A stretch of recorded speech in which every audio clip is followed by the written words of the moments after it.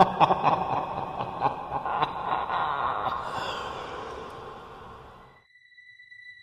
had an experience with a nightly visitor that happened to me over 18 years ago that I'm still trying to figure out if it was real or not.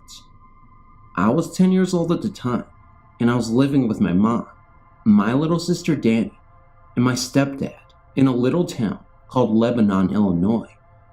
My mother used to work the afternoon shift, 3 p.m. to 11 p.m., at a hospital in St. Louis, and I always wanted to wait up for her, even though she wouldn't arrive until after midnight. On one of these particular nights, my stepdad allowed me to wait up for her. I tried everything I knew to help me keep my eyes open. Nothing helped. The next thing I knew, my stepdad was lifting me off the couch and carrying me to my bedroom. On the way down the hallway, I pleaded with him to let me stay up for her, but he said that I had school in the morning and I needed my rest. He laid me down on the bed and covered me up. He then went over to my sister and put the cover back on her, and he left the room, closing the door behind him. I was mad at first, but I quickly settled in and drifted off to sleep. I've always been a light sleeper. Any amount of noise, and I would come completely out of my sleep. My eyes flew open when I thought I heard the front door slam. See, at this time, we lived in a small, 2-bedroom apartment, and any amount of noise was easily heard. The walls were so thin, if you put your ear to the wall in certain areas of the apartment, you could hear the entire conversation of the people who lived downstairs. Well, like I said, I heard the front door close, and I thought it was my mom. I started to get out of my bed when I looked up at the door to my bedroom, and there was someone standing in the corner. It took me completely off guard. I started to wonder why someone was in my room, just standing in the corner. Then I really started to look at it. The room was completely dark, and this thing was darker than the darkness, a shadow within the shadows. It was very tall.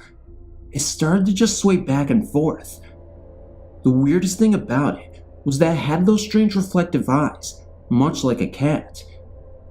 You know how when you shine a light in a cat's eyes and they start to shine? That is exactly how they looked.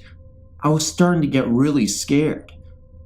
I laid back down in my bed and just stared at it. I watched it walk from the corner, then over to my sister's bed. It had bent over and picked something up off of her bed and walked over to the foot of my bed and stood there for a little while. Then it walked back to the corner of the room, by the door. I was completely terrified. I was too scared to leave the room because it was standing by the door. I didn't want it to touch me. So I yelled out for my mom and my stepdad. It seemed like I was screaming at the top of my lungs, but no one came. Then it occurred to me that my sister didn't budge when I was yelling for her mother. It was like she was in a very deep sleep. I felt too paralyzed with fear to even reach over there to shake her. When I started calling her name, the shadow walked over to Danny's bed and stood right beside her. It looked as if it was kissing her cheek. I then screamed for Danny to wake up. She started to stir a little, and then she finally came out of her sleep. I whispered, "Danny, do you see someone standing by your bed?" She looked puzzled. She got up on her elbows and looked around the room. "What are you talking about? I don't see anything. Stop all that screaming and go back to bed." "You don't see anything? There's something in this room, and it just kissed you on the cheek." "Shut up." She threw the covers over her head and refused to hear what I had to say. I pleaded with her to listen to me. I pleaded with her to go get Mom, but she didn't want to hear it. I then decided to talk about it. I asked it all sorts of questions, but it never answered me. Since it wouldn't communicate, I told it to leave my room. It just stood there, swaying back and forth, with those glowing eyes looking right at me. I gave up on Danny because she thought I was crazy. So, I just laid there in my bed and stared at it until I dozed off. As soon as I woke up the next morning, you wouldn't believe what I saw. Everything in my room had disappeared, even Danny. When I say everything, It looked like we were robbed and someone kidnapped my baby sister. I bolted out of my bedroom and ran down the hall to my mom's bedroom. I tried the doorknob, but it was locked. I banged on her door and screamed, "Someone broke in our house last night. They took Danielle. They took all of her furniture. Mama, please." She finally came to the door and calmed me down. She said, "Erica, no one can get in here without knocking down the front door. Look at the front door, baby. It's bolted shut from the inside." I was like, forget that. I took her hand and led her to my bedroom, and I couldn't believe it. Everything was back like it was, and Danny was sitting up in her bed, looking very frightened. At that moment, I thought I was losing my mind. I know what I saw. Danielle proceeded to tell her mom about how I was scaring her and talking about how there was a man in our room. My mother scolded me for making up stories, but I insisted that it was true. The events of that night have bothered me to this day. My mother and sister still talk about that night sometimes. They always ask me about what happened that night. I've never changed my story. Something was in that room. I'm sure of it. And this is 100% real. I know it was real. I felt it was real. So don't tell me it wasn't.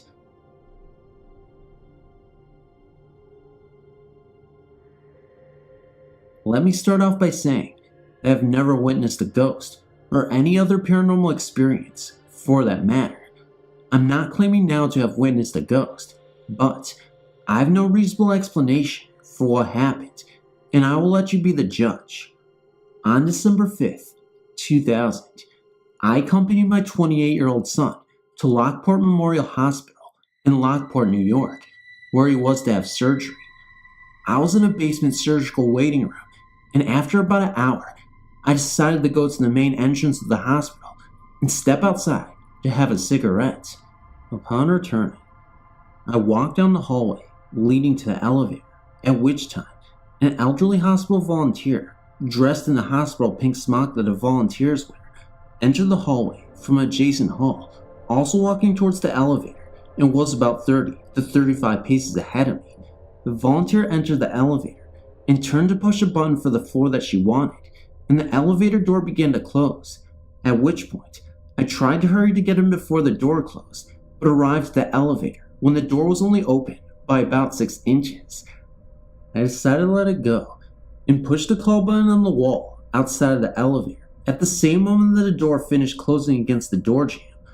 When I pushed the button, the door immediately began to reopen, and I was about to apologize to the volunteer for delaying her trip, but was instead stunned to find the elevator empty.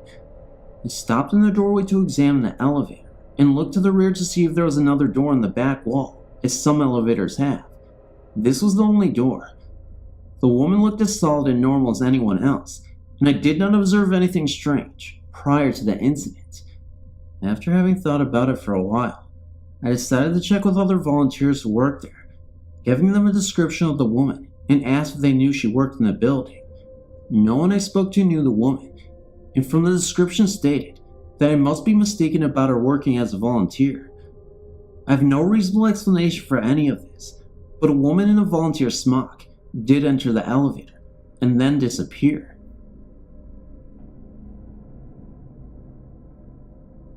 When I was in high school, we had a visiting presenter. She read auras. I've never seen an aura to this day. Anyway, she told me I could speak to the dead if I chose to, because my aura was so white, almost clear. I asked if I could choose not to, not really taking any of this seriously. I was writing my friend a note when she interrupted me with this news. Years later, I thought about what she said to me. My oldest son had been born, and we were living in Vancouver, Washington, his dad's town. His father and I, without my prior consent, rented a duplex. It was the other half of the building my son's father's brother rented. I didn't like Matt's, my son's room, from day one. It was painted a peach color and had 2 pretty good-sized windows in it. Even with the lights on and the drapes open, that room was dark. I was always afraid of that room. I should let you know that we lived across the street from a cemetery. I'm not really sure that has anything to do with this, though. I never shut my son's door as I was afraid of crib death. I had him sleeping in my room until he was 6 months old, awake every hour on the hour. He was now 8, almost 9 months old. Anyway, I started noticing that I would hear voices at nights in the living room, like there was a party going on. I couldn't understand the words, but just hear voices. Several of them, nothing distinct. I'm a little hard of hearing, so not understanding the words didn't shock me. That happens all the time. The problem was, no one but my young son and I were there at the times. I would also hear footsteps in my living room, just going back and forth. Well, my son's dad went to jail for 2 weeks at one point. I had my cousin staying with me. She would have her boyfriend, also a friend of mine, stay with her. Being that they were young and single and childless, they partied a lot. I have to regress about a week. One day, I decided to take a nap because my son had finally fallen asleep. I was in a stage between asleep and awake when I heard someone distinctly snoring on the floor of my bedroom. My son and I were again the only ones there. I rolled over, and there was nothing there, and the snoring stopped. I rolled back to the side of my bed. It started again. I rolled over again. Nothing again. I decided I was scaring myself, as I do have a very active imagination. I heard it again. This time I held my breath as I lay there thinking, maybe it was just me, but no, I could still hear it quite clearly. I rolled over again, and it stopped again. I decided to do the dishes. About a week later, at this point, I'm sleeping with all the lights on in the house. I had finally fallen asleep. My son was sleeping in his crib as usual. I don't know how long I'd been asleep, but the next thing I knew, my cousin and her boyfriend were both in my bed, yelling to me, get up, somebody's in the baby room. I jumped out of bed, ran to my son's door. It was shut. I opened it, grabbed my son, and came back to my room. I was very angry with them for shutting the door, so I immediately started yelling at them about that. They knew better. They were both white as sheets, and their eyes were just huge. They both swore his door was closed when they got home. They said they had been lying in the living room, watching TV, when they heard a rattling sound. They looked up. My son's room was right off the living room, and my son's door was rattling, and the handle was shaking, like someone was trying to get out, but couldn't open the door. I moved 2 weeks later. I did ask my son's aunt, who lived in the other half of the duplex, about the footsteps and voices. Of course, I asked this before any of this other stuff happened. She had been there 2 years. She said she heard someone walking up and down her hallway all the time, and she, herself, had heard voices from my side of the duplex before we lived there. It had been empty for a month. She thinks an old woman died of old age there when it was just one home. I don't know, and I was not going to wait to find out. The presence in my son's room was not nice. I always felt fear. Always. I've had other experiences, but nothing like this. This is a story that me and 50-something odd women and children witnessed in 1987 in a battered women's shelter in California. The shelter was an old Spanish-looking hospital built at the turn of the century. It was nice. Each one of the women had their own rooms and bathrooms, even baby beds. We had chores, and even had a library and movie room for recreation. Some of the women kept complaining about odd sounds at night and horrid nightmares. Every time they would tell the 3 staff members, they say since the women are depressed from the battered situations, that a lot of what they're experiencing is their imagination, or own fears. There was this one woman. She was African American, but looked like she could be a fair-skinned woman from another country. She was tall, small frame, and very pretty. She was 21 at the time. She had a little boy, around 2 years old. She was always laughing, and when we were crying about our situations in our group meetings, she would just look at us as though it was no big deal. A lot of the women thought this was strange. She kept the place jumping though. She had us laughing at ourselves instead of sulking in our miseries. She taught us how to dance and always had the happy-go-lucky attitude. She had come from a pretty bad situation herself. She even had ovarian cancer at the time, and we didn't even know it at the time, and still made no big deal about it. There were these 3 women in the shelter that was always trying to preach to us. They were sanctified and was always trying to get everyone to go to their church on Sundays. They would constantly ask this African American girl to go, and she would say, "No, I can't go. One day, not right now." They took it as though she was a lost soul. She would laugh at them whenever they got upset, when she would tell them that she does not play around with religions, but that she only does believe in God and what Jesus did. One day, a Mexican woman came into the staff office and said that when she went down to the lower part of the shelter, which used to be a morgue, she was bopped in the eye. The woman's eye was actually swollen. The Mexican woman made a big deal about it. It was the talk around the shelter. Oh, by the way, the place that she went to, that used to be a morgue, is now a place to put donated clothes for the women who are leaving the shelter soon. So that's why she was down there in the first place. Anyway, back to what I was saying. The staff, of course, felt it was getting out of hand, since some of the women were going to the staff throughout the day, frightened out of their wits. That did it. The staff was so tired of hearing these stories that they called a meeting. They wanted to make it abundantly clear that there is no more nonsense here. There are no ghosts or evil spirits in this shelter. We were even threatened that if we said anything else about it, we would have to leave in 24 hours. One of the staff wanted to prove us wrong, so we all made a single file line from the kitchen leading to the morgue. She went down there by herself. The light was on downstairs. It stays on. We all huddled to watch her slowly walk down the stairs. As she was taking one step at a time, she says to us, "I'm going to go down here, and I'm going to come back up, and you will see that there is nothing down here." Just as she got midway down the steps, a shadow that we all saw came past by quickly. She flew up the stairs in horror. Of course, it was funny to us, but not to her.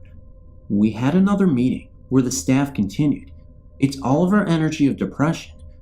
The following day, the most unbelievable thing took place. The African American woman, who was always up later than anyone, decided to go to sleep early, around 8:30. She put her baby down, and an Ethiopian lady asked her why she's going to bed so early. She said that she was sleepy. Everyone was up watching TV or a movie, eating, talking, laughing, reading books in the library, etc. All of a sudden, there was this terrifying scream coming from the library. The staff on duty that night went in to see what was going on. There were 3 women in the library, casually talking amongst themselves, when an evil form materialized and began to physically come after them. The woman's staff would not speak of what she saw alone after the woman ran out of there. As a matter of fact, she left the next morning and said that she'll never speak of what she saw.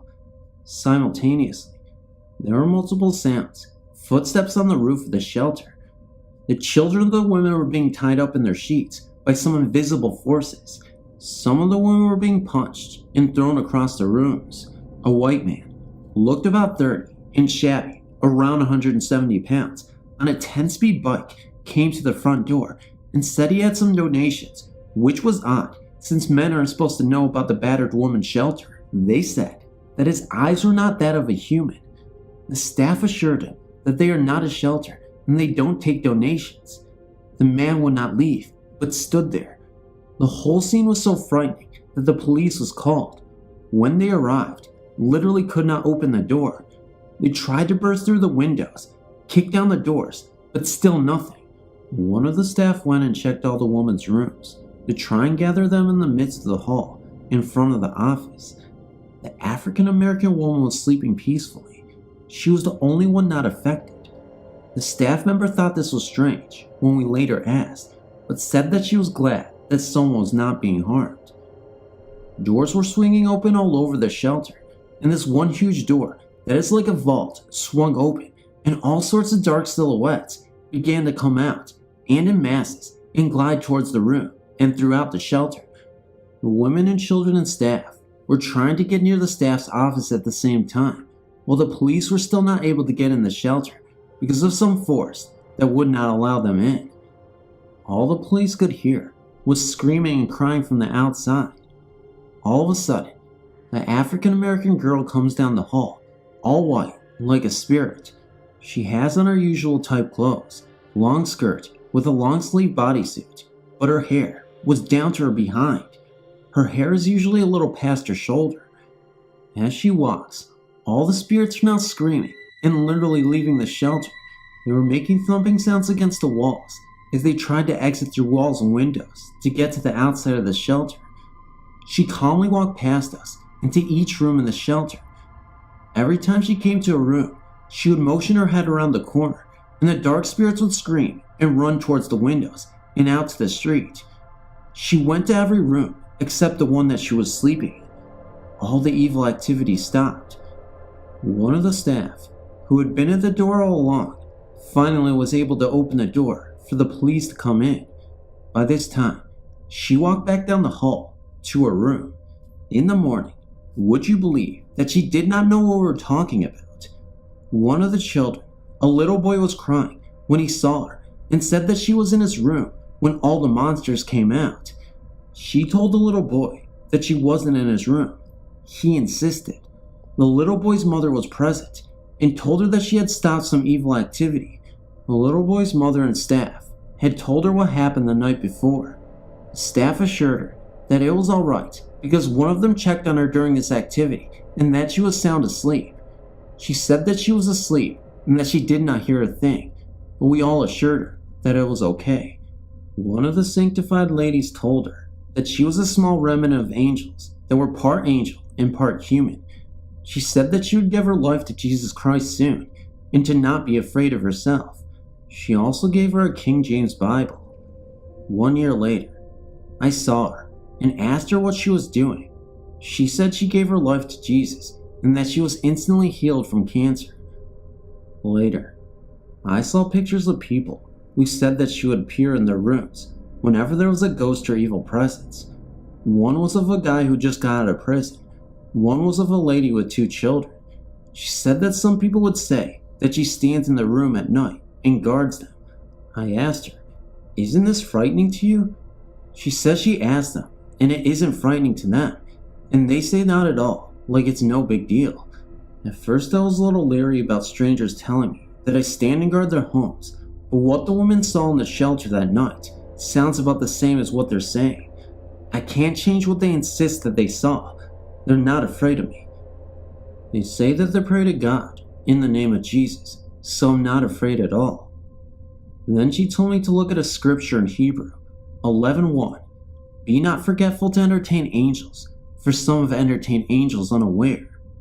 Now before you not believe me, I personally know this woman and have more friends that will prove to you this is all true. I think this was a story worth sharing. Could there be any more of this remnant out there? Feel free to email. Hey, it's Phantom of Darkness here. First of all, I just wanted to say something about that last story.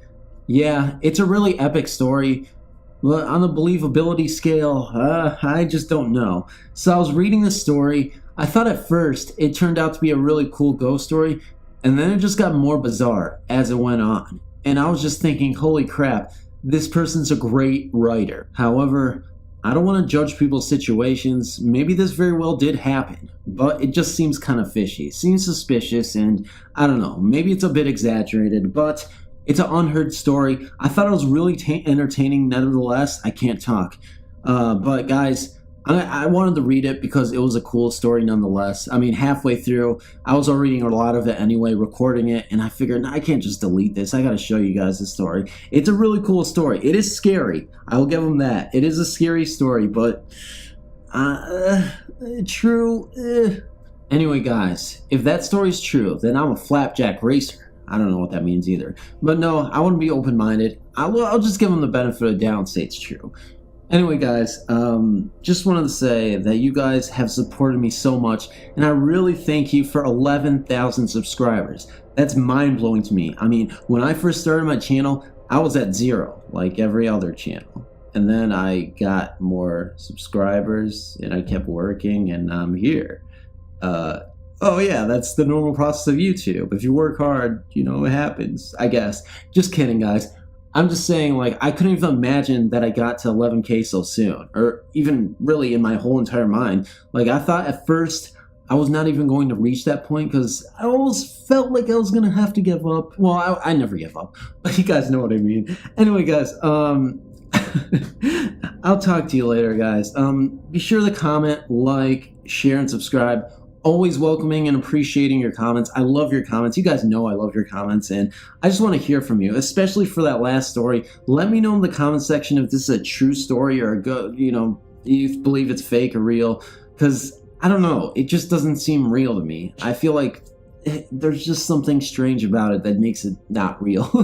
But anyway, guys, thank you so much. Good night, good morning. Love you guys. I probably already said that, but it doesn't even matter because I do. I'm honest, guys. I'm honest. I'm Ani. That's a, cool slang term for honest. No, I made that up. Bye, guys.